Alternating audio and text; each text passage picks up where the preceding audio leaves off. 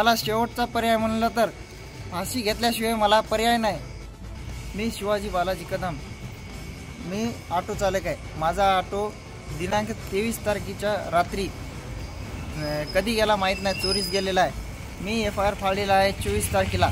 24 तारखेच्या नंतर माझा अजून तरी मला कुठल्याही प्रकारचा पोलीस प्रशासनाने ताडकळस फाट्याच्या नंतर पुढं काय झाले ते काहीच सांगितलेलं नाही आणि अजून तरी माझा आता पूर्ण रोजीरोटी बंद झालेली आहे। जे काय होतं ते पूर्ण मी ऑटोमध्ये लावलेलं होतं।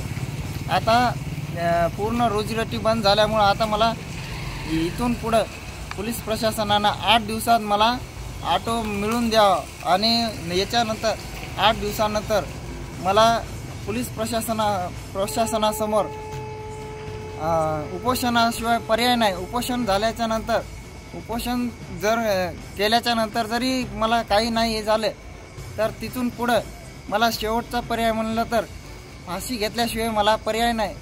पोलीस प्रशासन जे काही माझा फाशीचा नंतर हे होईल ते पूर्ण सर्वस्वी पोलीस प्रशासन जबाबदार राहतील।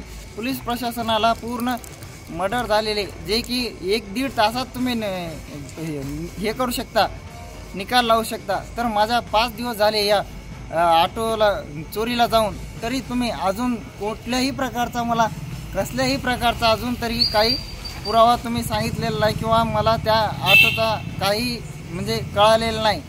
पोलीस प्रशासनाने मला माझा ऑटो लवकरात लवकर मिळवून द्यावा अशी पोलीस प्रशासनासमोर विनंती पण आहे।